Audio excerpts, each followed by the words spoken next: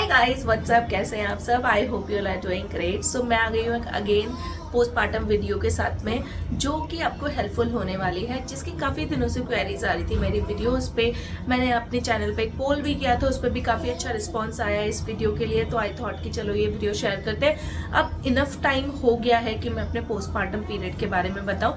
3 महीने की मेरी बेटी हो चुकी है, 3 महीने 4 दिन एग्जैक्टली बोलूँ तो। मुझे सी सेक्शन रिकवरी में क्या क्या चीज़ों ने हेल्प किया है और किन किन चीज़ों ने मुझे हेल्प नहीं किया है, और किन किन चीज़ों में आप सावधानी बरत सकते हो, क्या क्या चीज़ें आप यूज़ कर सकते हो। काफ़ी सारे डिस्कशंस है जो हम इस वीडियो में करने वाले हैं। 3 महीने का अच्छा खासा पीरियड मैंने पास कर लिया, तो मेरे पास काफ़ी कुछ एक्सपीरियंस हो गया है। Now if I talk about C section recovery video या फिर टिप्स एंड ट्रिक, तो आई वोंट से कि मैंने 3 महीने में पूरा कंप्लीटली रिकवर कर लिया है और मुझे बॉडी में कोई प्रॉब्लम नहीं है सी सेक्शन रिलेटेड, या मेरे स्टिचेस में कुछ नहीं है, या मेरी बैक में कुछ नहीं है। आई वोंट से कि मुझे कुछ भी नहीं हो रहा है। मैं बस आपके साथ में 3 महीने जो मेरा एक्सपीरियंस रहा है, जैसे मैंने काटा है, वो मैं आपको बताने वाली हूँ। मैं बात कर रही हूँ ना, बेबी उधर से रिस्पॉन्स कर रही है, झूले में है। वो अपने आंखों से ऊपर देख के, साइड में देख के ऐसे आई आओ, तो उसने बात करना स्टार्ट किया है। उसके साथ साथ में, उसके बात करने के साथ साथ में मेरे बाल झड़ना शुरू हो गए। जैसा कि सब कहते हैं, पहले मुझे लगता था कि ये सिर्फ मिथ है, ऐसा कैसे हो सकता है कि बच्चा बोलना शुरू करता है और आपके बाल झड़ने शुरू होते हैं। नहीं, सच में 2 बार सेकंड सी सेक्शन है और मैंने एक्सपीरियंस किया है। इस बार भी मेरे बाल झड़ना बिल्कुल बंद हो गए थे, लेकिन फिर से मतलब मैं अगर ऐसे भी करती हूँ ना, सो 1-2 बाल तो हाथ में आ ही जाते हैं। सो चलिए हम अपने टॉपिक से डाइवर्ट ना होते हुए हम बात करते हैं। सो आई वाज टेलिंग यू कि रिकवरी का मतलब क्या है।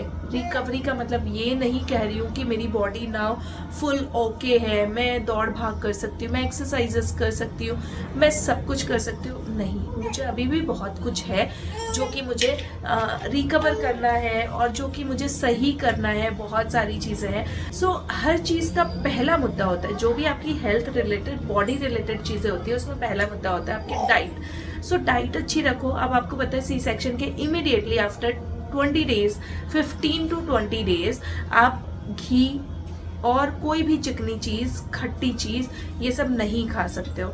ठीक है, आपको नॉर्मल वाले तो सेकंड डे से घी, लड्डू ये सब खाने लग जाते हैं। एग्जैक्टली मेरी डिलीवरी के 12 डेज बाद मैं स्टिचेस कटवाने गई थी। आपने वो व्लॉग देखा होगा, काफ़ी कुछ मैंने उसमें रिकॉर्ड किया था। सो स्टिचेस कटे थे, उस दिन से मेरी डॉक्टर ने बोल दिया था, तो सब खा, मस्त मजे में खा, अब कोई प्रॉब्लम नहीं है, तेरे स्टिचेस बिल्कुल हील हो गए हैं ऊपर वाले, और बस खाने पीने में तो सब कुछ खा सकती है। मेन पार्ट होता है आपकी डाइट। आप जितनी अच्छी डाइट लोगे, जितनी ज़्यादा फ्लूइड्स लोगे, जूसेस की फॉर्म में, कोकोनट वाटर की फॉर्म में, सो वो आपको हेल्प करेगा बहुत ही ज़्यादा। अब देखो, काफ़ी सारी कंट्रोवर्सीज होती है कि आपको खट्टा नहीं खाना चाहिए, नहीं तुम्हारा ऑपरेशन हुआ है, तुम्हें टाँके आए हैं, तो तुम्हें नींबू नहीं खाना चाहिए। डॉक्टर प्रेफर करते हैं कि आप विटामिन सी लो, लेमन लो, वो आपके स्टिचेस को हील करने में हेल्प करेगा, बट घर वाले नहीं देते हैं। तो काफ़ी सारी कंट्रोवर्सीज है, बट जो आपका डॉक्टर बोले वो आप फॉलो कर सकते हो। और दोनों में तालमेल बिठा के, फैमिली में और डॉक्टर में, वो सब चीज़ें आपके ऊपर डिपेंड करती है। देखो, आपको सबसे ज़्यादा हाई प्रोटीन डाइट लेनी है, जितना प्रोटीन आप कंज्यूम कर सकते हो। वेज हो, नॉन वेज हो, तो वो आपका वो है कि आप अंडे और किस चीज़ से आप कर सकते हो, बिकॉज मेरा नॉन वेज से कोई नाता नहीं है, तो I can't tell you about non veg. But veg में आप प्रोटीन ले सकते हो, सोया चंक्स ले सकते हो, काफ़ी सारी चीज़ें, स्प्राउट्स ले सकते हो, बट उबाल के। अगर आप स्प्राउट्स डायरेक्टली लोगे तो आपको गैस होने के फुल चांसेस हैं। सो आप स्प्राउट्स लो। मैंने बेसिकली पनीर बहुत ज़्यादा लिया था, दालें बहुत ज़्यादा ली थी, चाहे वो खिचड़ी की फॉर्म में हो या फिर उबली हुई दाल हो। वेजीज मैंने काफ़ी सारी ली थी, कि उबली हुई वेजीज ली है, और बहुत सारी चीज़ें थी प्रोटीन की फॉर्म में जो मैंने ली थी। और मतलब मैं हर दिन ये समझो खिचड़ी खाती थी, एक टाइम दाल खानी है मुझे या फिर खिचड़ी खानी है। साथ साथ में मैं दलिया भी लेती थी, जो मेरे मिल्क प्रोडक्शन में हेल्प करता था। सो काफ़ी सारी चीज़ें हैं। तो आपको मेन ध्यान रखना है कि आपको प्रोटीन, हाई प्रोटीन डाइट लेनी है उस टाइम पे। जितना ज़्यादा आपकी बॉडी में प्रोटीन होगा, उतना जो ब्रेक हुई है मसल्स, जो आपकी मसल्स टूटी है ड्यूरिंग द सी सेक्शन, उन मसल्स को वापस बनाने में हेल्प करेगा, रीगेन करने में हेल्प करेगा। So this is the thing first, जो आपकी हाई प्रोटीन डाइट होनी चाहिए, जो मैं आपको यहाँ पे साइड में बताती भी जाऊंगी। जो भी मेरे पास क्लिप्स पड़ी हुई हैं मेरी डाइट रिलेटेड, वो मैं आपको लगाती जाऊंगी मैंने कैसे कैसे क्या क्या कंज्यूम किया। पानी मैं बहुत पीती थी, दिन का काफ़ी पानी पीती थी, अजवाइन वाटर भी साथ साथ में लेती थी, और अजवाइन के लड्डू मैंने बहुत खाए हैं। सो वो चीज़ें आपकी गैस्ट्रिक में हेल्प करती है। जैसा कि मैंने काफ़ी सारे मिनी ब्लॉग्स में मैंने बताया है कि बेबी को और मुझे आज तक, मतलब जब से इसकी डिलीवरी हुई थी तब से बेबी को एक दिन भी टचवुड कॉलिक पेन नहीं हुआ है, और टचवुड बेबी एक दिन भी पेट दर्द की वजह से नहीं रोया है। मुझे भी गैस्ट्रिक का इशू बिल्कुल नहीं हुआ है, क्योंकि मैंने जो आपको अजवाइन लड्डू की रेसिपी मेरे मिनी ब्लॉग में पड़ी हुई है, मेरे शॉर्ट्स में पड़ी हुई है, वो आप रेफर कर सकते हो। मैंने वो लड्डू खाए हैं। सो मुझे बिल्कुल भी प्रॉब्लम नहीं हुई गैस्ट्रिक रिलेटेड, और बेबी को भी colic related. This is the one thing जो आपको बहुत ज़्यादा हेल्प करेगा। इसका मोशन भी टचवुड इसने 1 या 2 दिन मैक्सिमम पास किए हैं बिना पॉटी किए, तो वो चीज़ भी बहुत हेल्पफुल रही है कि गैस्ट्रिक से रिलेटेड कोई इशू नहीं रहा। और इसने हर दिन, मतलब होता ना बहुत बच्चे पेट टाइट करके, और नित्या के टाइम पे क्योंकि मैं बहुत परेशान हो गई थी, उसको बहुत कॉलिक पेन रहता था, बड़ी वाली जो मेरी बेटी है उसके टाइम पे। सो वो चीज़ आपको उसमें हेल्प कर सकती है। सेकेंड चीज़ है कि आप जितना एक्टिव रहते हो, आपने मेरा देखा होगा, मेरे अगर आप रेगुलर फॉलोअर्स हो, सब्सक्राइबर हो, तो आपने देखा होगा कि मैं हॉस्पिटल से कोई मेरे व्हील चेयर का यूज़ नहीं हुआ, कोई स्ट्रेचर का यूज़ नहीं हुआ, कुछ नहीं हुआ। मैं सेकेंड डे ही अपने बेड से उठ के मैं चलने लगी थी। तो वो चीज़ें हैं कि मैं खुद से चल के वॉशरूम जाती थी। इवन मैंने मतलब सेकंड डे ही उठ के अपना बैग पैक किया था। मैं काफ़ी बार ये चीज़ें बता चुकी हूँ, बट अगेन जो नए लोग हैं उनको भी शेयर हो जाएगी। तो आपकी बॉडी बोलती है कि नहीं अनु तुझे ये करना चाहिए, नहीं तुम्हें ये करना चाहिए, करो तभी तुम्हारी बॉडी सही रहेगी। तो जितना ज़्यादा आप अपने आप को एक्टिव रखोगे विच विल हेल्प यू। तो आप अगर कर सकते हो, एक लेडी सब कुछ कर सकती है, बट ऑफ कोर्स अपनी बॉडी की कैपेसिटी को ध्यान में रख के। सो यस, इस चीज़ ने मुझे हेल्प किया कि एक्टिव रहो। हर खाने के बाद, हर मील के बाद मैं रूम में ही वॉक कर लेती थी, अपना उठ के खुद से नहा लेती थी, खुद से वॉशरूम जाती थी, सब कुछ करती थी। सो यस, जहाँ हेल्प की नीड होती थी वहाँ हेल्प लेती थी। तो ये जो एक्टिव रहना ना मुझे काफ़ी हेल्प किया है।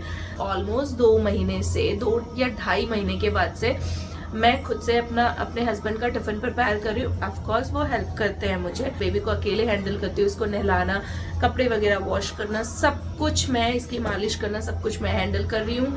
तो कहते हैं ना कि आपको बैठा नहीं जाता, आपकी कमर फटने लग जाती है, मतलब कमर में पेन होने लग जाता है, बेसिकली आपका हेडेक बहुत होता है। मेरे पास अभी रिसेंटली एक क्वेश्चन आया था, क्वेरी आई थी शॉर्ट पे कि मेरा हेडेक बहुत होता है, और डॉक्टर्स बोल रहे हैं कि आपको सी सेक्शन की वजह से हेडेक हो रहा है। बट जो मुझे पता है कि सी सेक्शन की, उनको बहुत मेजर हेडेक था, मतलब 24 आवर्स से ऊपर हो गया था, बहुत तेज सर दर्द था उनको। सो मैंने कहा कि डॉक्टर्स बोल रहे हैं सी सेक्शन की वजह से, मेरे 2 सी सेक्शन हो गए, एंड मैंने ऐसा कुछ एक्सपीरियंस नहीं किया कि सी सेक्शन की वजह से इतना ज़्यादा हेडेक होता है। देन काफ़ी सारी चीज़ें हैं जो अलग अलग लोगों के साथ में अलग अलग तरीके से होती है। मेरे साथ में हेडेक वाली प्रॉब्लम नहीं हुई। अब मैं आपको बताती हूँ सेकेंड सी सेक्शन में मेरा क्या डिफरेंट रहा है। फर्स्ट सी सेक्शन में मेरे घुटने, नी पेन बिल्कुल नहीं हुआ था, मेरे घुटने बिल्कुल दर्द नहीं किए थे। इस वाले सी सेक्शन में मेरे घुटने दर्द कर रहे हैं। अभी मैं बहुत लंबे टाइम के लिए अगर बैठ रही हूँ फिर मैं उठ रही हूँ तो मेरे घुटने दर्द कर रहे हैं। बेबी को अगर जो हमारी क्या बोलते हैं बटरफ्लाई वाली पोजीशन, आलती पालती मार के अगर मैं उसको फीड करवा रही हूँ, फिर अपने घुटने सीधे कर रही हूँ, बहुत ज़्यादा पेन हो रहा है। मैं खड़ी हूँ फिर बैठ रही हूँ, मुझे बहुत ज़्यादा पेन हो रहा है। चल रही हूँ, अब जैसे मैं कल डॉक्टर के पास गई हूँ मुझे थोड़ा वायरल के सिम्टम्स हो रहे थे। मैं अगर पैदल चल के जा रही हूँ, बहुत ज़्यादा मुझे पैदल नहीं चला जा रहा है अभी तक भी, इवन आफ्टर 3 मंथ्स। तो वो कह रहा है कि मेरे जो पीछे ये हिप जॉइंट में, हिप्स में ऐसा होता है कि दर्द होने लग जाता है। तो मैं वही बता रही हूँ कि रिकवरी का मतलब मैं ये नहीं कह रही हूँ कि मैं 100% रिकवर हो गई हूँ, मैं अच्छे से दौड़ भाग सकती हूँ, नहीं। इस बार मुझे पिछली बार की रिकवरी इजी थी, जो 3 साल पहले की रिकवरी थी, 3.5 साल पहले की रिकवरी थी, फर्स्ट सेक्शन की रिकवरी इससे इजी थी, इससे ज़्यादा काम मैं कर लेती थी, मेरी बॉडी अच्छे से रिस्पॉन्ड करती थी।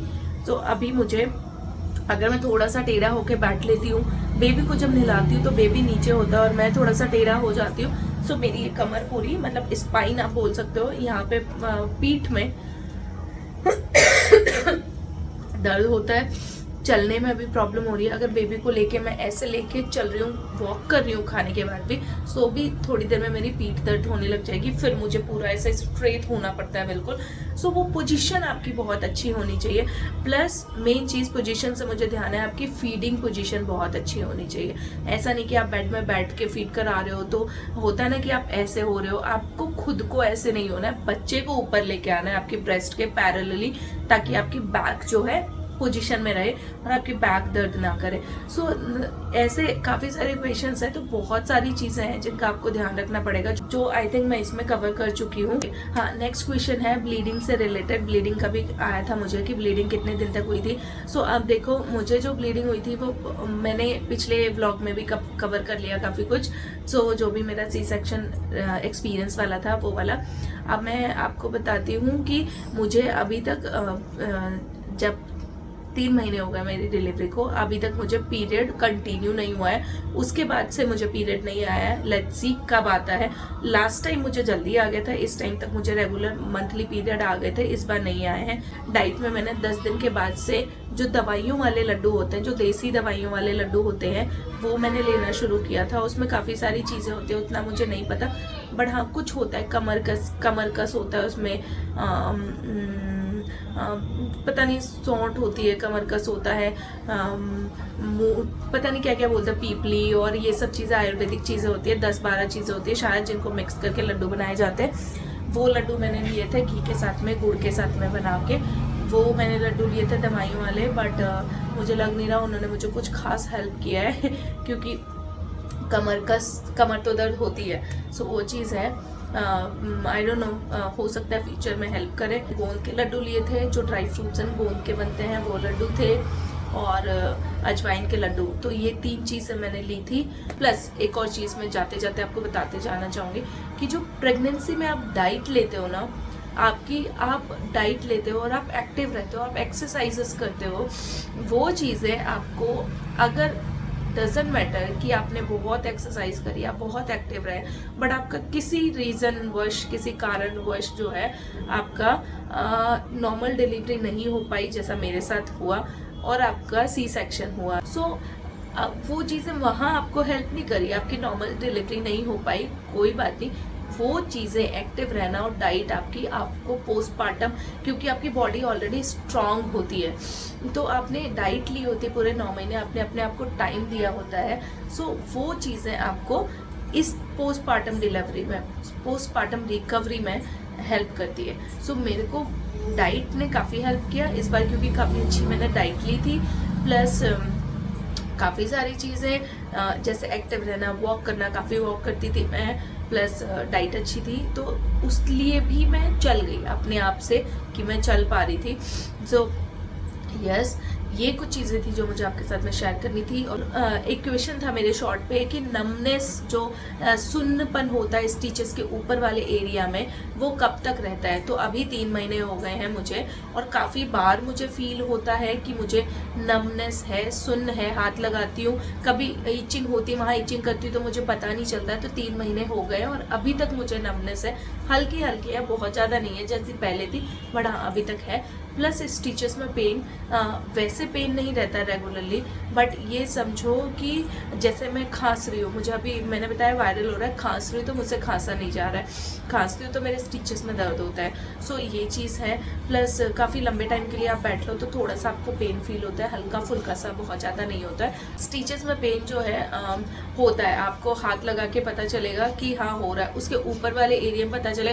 कभी कभी लेटी रहती हूँ तो मुझे लगता है जैसे कभी सुइयाँ चुभने जैसा दर्द होता है ना, मैं अगर बहुत स्ट्रीमलाइन करूँ लेमन लैंग्वेज में, सो जैसे सुइयाँ चुभती है ना, जैसे कभी कुछ मच्छर काटता है, सो कभी कभी वैसा भी मुझे दर्द होता है। सो इस तरीके के सिम्टम्स हैं अभी तक मुझे सी सेक्शन से रिलेटेड और पोस्टपार्टम से रिलेटेड। सो आई होप मैंने आपके सारे क्वेश्चंस का आंसर दिया होगा। आपको कुछ जो रिकवरी टिप्स मैंने आपको दिए हैं वो आपको हेल्प करेंगे। और भी कुछ आपको जानना हो तो आप कमेंट डाउन कर देना, अपने व्यूज शेयर करना। कुछ और जानना हो तो मैं नेक्स्ट वीडियोस पे ले आऊँगी आपके लिए। तो चलिए आज के लिए इतना ही इस वीडियो में, मिलते हैं आपसे नेक्स्ट अमेजिंग वीडियो के साथ में। Till then take care, bye bye, do let me know in comment box. और अब इस वीडियो को अगर आप शेयर कर सकते हो, आपको लगता है किसी के लिए हेल्पफुल होगा, तो शेयर जरूर करते जाइएगा। न्यू है जिन्होंने सब्सक्राइब नहीं किया तो सब्सक्राइब भी करते जाइएगा। Bye bye, till then take care.